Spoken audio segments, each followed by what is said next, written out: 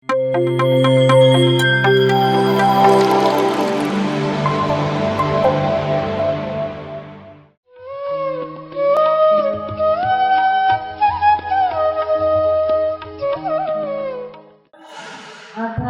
ಜೀವನದಲ್ಲಿ ಮರುಜನ್ಮ ನೀಡಿದ ಬ್ರಹ್ಮರ್ಷಿ ಪಿತಾಮಹ ಪತ್ರಿಜಿಯವರಿಗೂ, ನನಗೆ ಮೊದಲನೇ ಸಲ ಧ್ಯಾನವನ್ನು ಹೇಳಿಕೊಟ್ಟ ಮನೋರಮ ಮೇಡಮ್ ಅವರಿಗೂ ಹಾಗೂ ಮಾರ್ಗದರ್ಶನ ಮಾಡ್ತಾ ಬಂದಿರುವ ಎಲ್ಲ ಪಿರಮಿಡ್ ಮಾಸ್ಟರ್ಸಿಗೂ ಕೋಟಿ ಕೋಟಿ ಪ್ರಣಾಮಗಳು.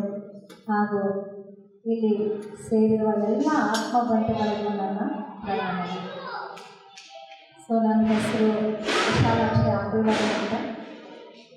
ಸದ್ಯಕ್ಕೆ ಹುಬ್ಬಳ್ಳಿ ಪಿರಮಿಡಿನ ಒಂದು ಸೇವೆಯನ್ನು ಪತ್ರಿಜಿಯವರು ನನಗೆ ವಹಿಸಿಕೊಟ್ಟು ಹೋಗಿದ್ದಾರೆ.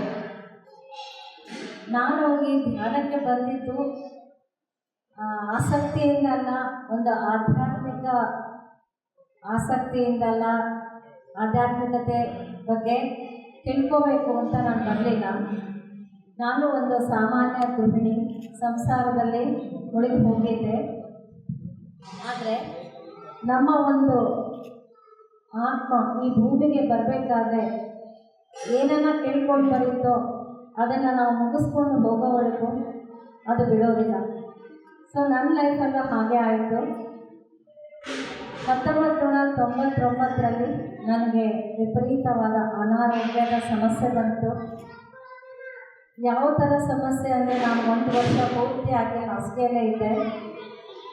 ಸೊ ಎಲ್ಲ ರೀತಿಯ ಆರೈಕೆಗಳನ್ನು ಮಾಡಿದರು, ಹೋಮ ಹವನ ಜಪ ಎಲ್ಲವನ್ನೂ ಮಾಡಿದರೂ ಕೂಡ ನನಗೆ ಅದರಿಂದ ಆ ಸಮಸ್ಯೆಯಿಂದ ನಾನು ಹೊರಗಡೆ ಬರೋದಕ್ಕೆ ಸಾಧ್ಯವಾಗಲಿಲ್ಲ. ಕೊನೆಗೆ 2003ರಲ್ಲಿ ಶಿವಮೊಗ್ಗದ ಪಿರಮಿಡ್ ಮಾಸ್ಟರ್ ಮನೋರಮ ಮೇಡಮ್ ಅವರೇ ಹುಬ್ಬಳ್ಳಿಗೆ ಬಂದಾಗ ಅವರಿಂದ ನಾನು ಈ ಧ್ಯಾನವನ್ನು ಕಲ್ತ್ಕೊಂಡೆ. ಸೊ ಮೇಡಮ್ ಅವರು ಹೇಳಿದರು, ಯಾವುದೇ ರೀತಿಯ ಕಾಯಿಲೆ ಇದ್ದರೂ ಕೂಡ ಧ್ಯಾನದಿಂದ ಅದನ್ನು ಸರಿ ಮಾಡ್ಕೊಳ್ಬೋದು ಅಂತ. ಆ ದಿನ ಧ್ಯಾನವನ್ನು ಕೂಡ ಅವರು ಮಾಡಿಸಿದ್ರು. ಮೊದಲನೇ ದಿನವೇ ನನಗೆ 5 ನಿಮಿಷ ಕೂತ್ಕೊಳ್ಳೋಕ್ಕೆ ಸಾಧ್ಯವಾಗದೇ ಇರೋ ನಾನು ಅರ್ಧ ಗಂಟೆ ಧ್ಯಾನಕ್ಕೆ ಕೂತ್ಕೊಳ್ಳೋಕ್ಕೆ ಸಾಧ್ಯ ಆಯಿತು. ಸೊ ನನಗನ್ನಿಸ್ತು, ಈ ಧ್ಯಾನದಿಂದ ಸಂಪೂರ್ಣ ಆರೋಗ್ಯವನ್ನು ನಾನು ಪಡ್ಕೋಬಹುದು ಅಂತ. ಸೊ ಧ್ಯಾನ ಮಾಡ್ತಾ ಮಾಡ್ತಾ ಮಾಡ್ತಾ ಸಂಪೂರ್ಣವಾದ ಆರೋಗ್ಯವನ್ನು ಪಡ್ಕೊಂಡೆ. ಕೇವಲ ಶಾರೀರಿಕ ಆರೋಗ್ಯ ಮಾತ್ರ ಅಲ್ಲ, ಮಾನಸಿಕವಾಗಿ ಕೂಡ ನನಗೆ ಕೆಲವೊಂದು ತೊಂದರೆಗಳಿತ್ತು. ನನಗೆ ಇನ್ಫೀರಿಯಾರಿಟಿ ಕಾಂಪ್ಲೆಕ್ಸ್ ಇತ್ತು. ಸ್ಟೇಜ್ ಅಂದರೆ ತುಂಬ ಭಯ ಇತ್ತು. ತುಂಬ ಯಾರಾದರೂ ಜೋರಾಗಿ ಮಾತಾಡಿದರೆ ನಾನು ಹೆದರ್ತಾ ಇದ್ದೆ. ನಾನು ಸರಿಯಾಗಿದ್ರೂ ಮಾತಾಡೋದಕ್ಕೆ ಧೈರ್ಯ ಇರಲಿಲ್ಲ. ಎಲ್ಲವನ್ನೂ ಸಹಿಸ್ಕೊಳ್ತಾ ಇದ್ದೆ. ನನಗೆ ನೋವು ಅನ್ನೋದಕ್ಕೆ ಬರ್ತಾ ಇರಲಿಲ್ಲ. ಸೊ ಈ ಎಲ್ಲ ಮಾನಸಿಕ ಬಲಹೀನತೆಗಳು ಅಂತ ಹೇಳ್ಬೋದು, ಇದು ಕೂಡ ನಾನು ಧ್ಯಾನದಿಂದ ಸರಿ ಮಾಡಿಕೊಂಡೆ. ಸೊ ಇನ್ನು ಶಾರೀರಿಕ ತೊಂದರೆಗಳು, ಮಾನಸಿಕ ತೊಂದರೆಗಳು ಎಲ್ಲವೂ ನಿವಾರಣೆ ಆದ ಮೇಲೆ ಆ ಧ್ಯಾನ ಅಷ್ಟಕ್ಕೆ ಬಿಡಲಿಲ್ಲ. ಇನ್ನೂ ಧ್ಯಾನ ಮಾಡಬೇಕು, ಧ್ಯಾನ ಸಾಧನೆ ಮಾಡ್ತಾ ಹೋಗಬೇಕು ಅಂತ ಅನ್ನಿಸ್ತಾನೆ ಇತ್ತು. ಸೊ 2008ರಲ್ಲಿ ಮೊದಲನೇ ಸಲ ಪತ್ರಿಜಿಯವರು ನಮ್ಮ ಮನೆಗೆ ಬಂದರು. ಸೊ ಅದೇ ರೀತಿ ಪ್ರತಿ ವರ್ಷ ಅವರು 2022ರವರೆಗೆ ನಮ್ಮ ಮನೆಗೆ ಪ್ರತಿ ವರ್ಷ ಬರ್ತಾಯಿದ್ರು. ಸೊ ಗುರುಗಳ ಒಂದು ಎನರ್ಜಿ ಅನ್ಬೋದು, ಚೈತನ್ಯ ಸ್ಥಿತಿ ಹೇಗಿರುತ್ತೆ ಅಂತ ನೀವೆಲ್ಲ ನೋಡಿದ್ರಿ. ಸಾವಿರಾರು ಜನ ಅವರಿಂದ ಸ್ಫೂರ್ತಿ ಹೊಂದಿರೋರು, ಅಂಥ ಒಂದು ಚೈತನ್ಯ ಇರೋರು. ಅವರು ಪ್ರತಿ ಸಲ ಮನೆಗೆ ಬಂದಾಗ ಸೊ ಅವರ ಆ ಎನರ್ಜಿ ನಮಗೆ ಯಾವ ರೀತಿ ಟ್ರಾನ್ಸ್ಫರ್ ಆಗುತ್ತೆ ನಿಮಗೆ ಗೊತ್ತಾಗುತ್ತೆ. ಸೊ ಬರ್ತಾ ಬರ್ತಾ ಬರ್ತಾ 2013ರಲ್ಲಿ ಅವರು ಪಿರಮಿಡ್ ಭೂಮಿ ಪೂಜೆ ಮಾಡಿದರು. 2018ರಲ್ಲಿ ಪಿರಮಿಡ್ ಓಪನಿಂಗನ್ನು ಮಾಡಿದರು. ಆಗ ಕೂಡ ನನಗೆ ಗೊತ್ತಿರಲಿಲ್ಲ, ಯಾಕೆಂದರೆ ನಾನು ಧ್ಯಾನ ಮಾಡ್ತಾಯಿದ್ದೆ, ಅದು ಪ್ರಚಾರ ಮಾಡ್ತಾ ಇರಲಿಲ್ಲ. ಮನೆಯಲ್ಲಿ ಅತ್ತೆ ಮಾವ ಸ್ವಲ್ಪ ಅವರಿಗೆ ಹುಷಾರಿರಲಿಲ್ಲ, ಮನೆಯಲ್ಲಿ ಜವಾಬ್ದಾರಿ ಹೆಚ್ಚಿತ್ತು. 2017ರಲ್ಲಿ ನಾನು ಸಣ್ಣಕ್ಕೆ ಕೆಲವೇ ಮಕ್ಕಳಿಗೆ ಧ್ಯಾನ ಹೇಳ್ಕೊಡೋದಕ್ಕೆ ಪ್ರಾರಂಭ ಮಾಡಿದೆ. ಆದರೆ 2018ರಲ್ಲಿ ಪಿರಮಿಡ್ ಓಪನಿಂಗ್ ಆದಮೇಲೆ ನನಗೆ ಖಂಡಿತ ಗೊತ್ತಿರಲಿಲ್ಲ ಅಲ್ಲಿ ನಾನೇ ನನ್ನ ಸೇವೆಯನ್ನು ಸಲ್ಲಿಸಬೇಕಾಗಿ ಬರುತ್ತೆ ಅಂತ. ಸೊ ಪತ್ರಿಜಿಯವರು ನಾನು ಡೈರೆಕ್ಟಾಗಿ ಯಾವತ್ತೂ ಹೇಳಿಲ್ಲ 18ರಲ್ಲಿ ಪಿರಮಿಡ್ ಓಪನಿಂಗ್ ಆದಮೇಲೆ ನಿನ್ನೆ ಹೋಗಿ ಕ್ಲಾಸ್ ತಗೋಬೇಕು ಅಂತ. ಯಾಕೆ ಅಂತ ನನಗೆ ಗೊತ್ತಿಲ್ಲ. ಅವರು ಓಪನಿಂಗ್ ಆದಮೇಲೆ ಒಂದೇ ತಿಂಗಳಿಗೆ ಅಲ್ಲಿ ಯಾವುದೇ ಒಂದು ಕಾರ್ಯಕ್ರಮಗಳು ನಡೀಲಿಲ್ಲ. ಕೊನೆಗೆ ನಮ್ಮ ಮನೆಯವರು ಇಲ್ಲ ನಿಮ್ಗೆ ಹೇಗೆ ಬರುತ್ತಾ ಹಾಗೆ ಹೋಗಿ ಅಲ್ಲಿ ಧ್ಯಾನ ಹೇಳ್ಕೊಟ್ಟು ಬಾ ಅಂತ ನನಗೆ ಸ್ಫೂರ್ತಿ ನೀಡಿದ್ರು. ಅವಾಗಿನಿಂದ ಇಲ್ಲಿಯವರೆಗೂ ಅಲ್ಲಿ ಧ್ಯಾನದ ತರಗತಿಗಳು ನಡೀತಾ ಇವೆ, ವರ್ಕ್ಶಾಪ್ಗಳು ನಡೀತಾ ಇವೆ.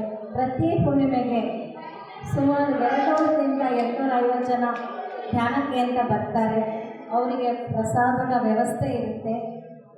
2023ರಲ್ಲಿ ನಾವು ಸುಮಂಗಳ ಮೇಡಮ್ ಅವರ ಸಹಾಯದಿಂದ ನಮ್ಮ ಧಾರವಾಡ ಡಿಸ್ಟಿಕ್ಕೆಲ್ಲ ರ್ಯಾಲಿಯನ್ನು, ವೆಜಿಟೇರಿಯನ್ ರ್ಯಾಲಿಯನ್ನು ತುಂಬ ಯಶಸ್ವಿಯಾಗಿ ನಡೆಸ್ಕೊಂಡು ಬಂದ್ವಿ. ಎಲ್ಲ ಕಡೆಯಿಂದ ಹಳ್ಳಿಗಳಿಂದ ಸಾಕಷ್ಟು ಧ್ಯಾನಿಗಳು ಬಂದು ಆ ಕಾರ್ಯಕ್ರಮವನ್ನು ಯಶಸ್ವಿ ಮಾಡಿಕೊಟ್ಟು ಹೋದರು. ಸೊ ಹೀಗೆ ನನ್ನ ಒಂದು ಆಧ್ಯಾತ್ಮಿಕ ಪಯಣ ತುಂಬ ಅದ್ಭುತವಾಗಿ ನಡೀತಾ ಇದೆ. ನಾನು ಒಂದು ಮಾತು ಹೇಳೋದಕ್ಕೆ ಇಷ್ಟಪಡ್ತೀನಿ. ನಾವು ಧ್ಯಾನವನ್ನು ನಮ್ಮ ಆರೋಗ್ಯಕ್ಕೆ, ಮನಸ್ಸಿನ ನೆಮ್ಮದಿಗೆ ಪ್ರಾರಂಭ ಮಾಡಿದರೂ ಕೂಡ, ಆದರೆ ನಮ್ಮ ಗುರಿ ಇದು ಅಲ್ಲ. ಕೇವಲ ಆರೋಗ್ಯಕ್ಕೋಸ್ಕರ ಧ್ಯಾನ ಅಲ್ಲ, ಕೇವಲ ನೆಮ್ಮದಿಗೋಸ್ಕರ ನಮ್ಮ ಧ್ಯಾನ ಅಲ್ಲ.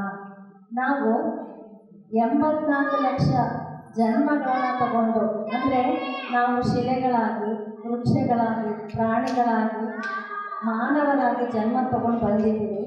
ಯಾಕೆ ಅಂದರೆ ನಾವು ಆ ಪರಮಾತ್ಮನಿಂದ ಕೆಳಗಡೆ ಬಂದಿರುವಂಥ ಜೀವಾತ್ಮಗಳು ಮತ್ತೆ ಆ ಪರಮಾತ್ಮನಲ್ಲಿ ಹೋಗಿ ಸೇರ್ಕೋಬೇಕು.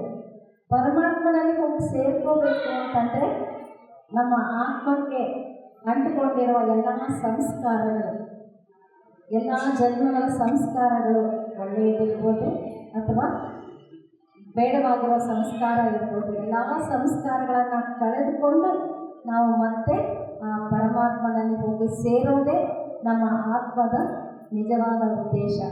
ಸೊ ಬದ್ರೀಜಿ ಅವರು ಹೇಳ್ತಾ ಇದ್ರು, ಸೊ ಎಲ್ಲರಿಗೂ ಧ್ಯಾನ ಮಾಡು ಅಂತ ಹೇಳು, ಆದರೆ ಅವ್ರಿಗೆ ನೀನು ಫೋರ್ಸ್ ಮಾಡಬೇಡ.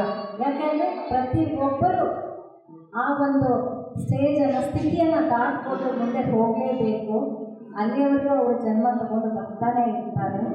ಪುನರಪಿ ಮರಣ ಪುನರಪಿ ಜನನ ಅಂತ ಬದ್ರೀಜಿಯವರು ಹೇಳ್ತಾ ಇರ್ತಾರೆ. ಆದ್ದರಿಂದ ಪ್ರತಿಯೊಬ್ಬರು ನಾನು ಈ ಧ್ಯಾನವನ್ನು ಕಲ್ತ್ಕೊಳ್ಳೇಬೇಕು, ನಮ್ಮ ಆತ್ಮದ ಬಗ್ಗೆ ತಿಳ್ಕೊಳ್ಳೇಬೇಕು, ಆ ಪರಮಾತ್ಮನನ್ನು ಸೇರಲೇಬೇಕು. ಈ ಜನ್ಮ ಇಲ್ಲ ಮುಂದಿನ ಜನ್ಮ ಇದು ನಮಗೆ ತಪ್ಪಿದ್ದಲ್ಲ. ಆದ್ದರಿಂದ ಈಗ ನಿಮಗೆ ಈ ಸ್ಥಿತಿಯಲ್ಲಿ ನೀವು ಇಲ್ಲಿ ಬಂದಿದ್ದೀರಾ. ಆದ್ದರಿಂದ ಪ್ರತಿಯೊಬ್ಬರು ಧ್ಯಾನವನ್ನು ಮಾಡಿಕೊಂಡು ನಿಮ್ಮ ಆತ್ಮದ ಬಗ್ಗೆ ತಿಳ್ಕೊಳ್ಳಿ. ಸೊ ಆತ್ಮನೇ ಪರಬ್ರಹ್ಮ ಅನ್ನೋ ಸತ್ಯ ನಮಗೆ ಧ್ಯಾನದಿಂದ ಮಾತ್ರ ಅರ್ಥ ಆಗುತ್ತೆ. ಆದರೆ ಆ ಧ್ಯಾನಕ್ಕೆ ಬಂದ ಮೇಲೇ ನಮ್ಮ ಎಲ್ಲ ಆರೋಗ್ಯ ಸಮಸ್ಯೆಗಳು, ಸಂಸಾರದ ಸಂಬಂಧಗಳು ಎಲ್ಲವೂ ಸರಿ ಹೋಗುತ್ತೆ. ಯಾಕೆಂದರೆ ಧ್ಯಾನದಿಂದ ಜ್ಞಾನ ಅನ್ನೋದು ನಮಗೆ ಖಂಡಿತ ಬರುತ್ತೆ. ಆದ್ದರಿಂದ ಬದ್ರೀಜಿಯವರು ಧ್ಯಾನ, ಸತ್ಸಂಗ, ಸ್ವಾಧ್ಯಾಯ ಈ ಮೂರನ್ನು ಮಾಡಿದರೆ ಆಗ ನಿಮಗೆ ಜ್ಞಾನ ಸಿಗುತ್ತೆ ಅಂತ ಹೇಳ್ತಾ ಇದ್ರು. ಆದ್ದರಿಂದ ಪ್ರತಿಯೊಬ್ಬರು ಧ್ಯಾನವನ್ನು ಮಾಡಿ, ಜ್ಞಾನವನ್ನು ಪಡ್ಕೊಳ್ಳಿ, ಧ್ಯಾನದ ಪ್ರಚಾರವನ್ನು ಮಾಡಿ ಅಂತ ಹೇಳುತ್ತಾ ನನ್ನ ಈ ಮಾತುಗಳನ್ನು ಮುಗಿಸ್ತಾ ಇದ್ದೇನೆ. ಹಾಗೆ ಇಲ್ಲಿ ಮಾತನಾಡೋದಕ್ಕೆ ಅವಕಾಶ ಮಾಡಿಕೊಟ್ಟ ವಿವೇಕ್ ಸರ್ ಅವರಿಗೆ ನಾನು ಧನ್ಯವಾದಗಳನ್ನು ಹೇಳೋದಕ್ಕೆ ಇಷ್ಟಪಡ್ತೀನಿ.